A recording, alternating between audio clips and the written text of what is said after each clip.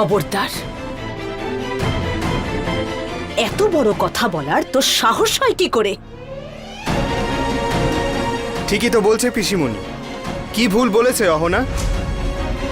আমরা খুব ভালো করে জানি তুমি কি কি করেছো, আর এটাও জানি যে অহনাকে বাড়ি থেকে বের করার জন্য তুমি কি কি করেছো। অহনাকে খুনি প্রমাণিত করতে চেয়েছিলে তো।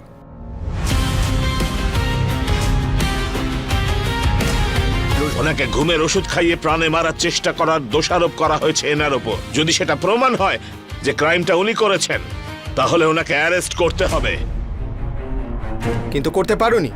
আমি কিন্তু ভুলে যাইনি পিসিমণি এসব কিছু, তাই মনে রেখো। আর তুমি এটাও মনে রেখো যে আইনের কাছে কোনো কিছুই কিন্তু লুকিয়ে থাকে না। তাই এমন যেন না হয় তোমার কেসটা আরেকবার খুলতে হয়।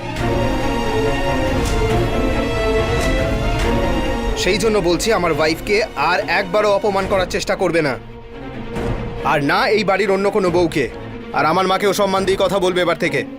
তোমার জন্য সেটাই ভালো হবে। আর তোমাকে মনে করিয়ে দিই, তোমার এই যে ছোটু মুখে কিছু বলে না, তার মানে এটা নয় কিন্তু যে সে বোবা। আমি অনেক কিছুই কিন্তু করে দেখাতে পারি।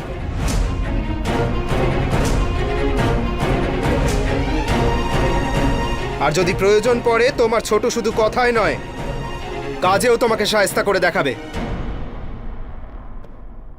আর এই যে তুমি তোমার অধিকারের কথা বলো না পিসিমণি, সেটাও বলতে ভুলে যাবে। আর এমন যেন না হয় যে আমি বলতে শুরু করলে তুমি বাড়ি থেকে পালানোর আর পথ পাবে না। তাই বলছি, আমাকে বাধ্য করো না, কারণ আমি যদি রেগে যাই তোমার জন্য আর পল্টুদার জন্য সেটা ভালো হবে না।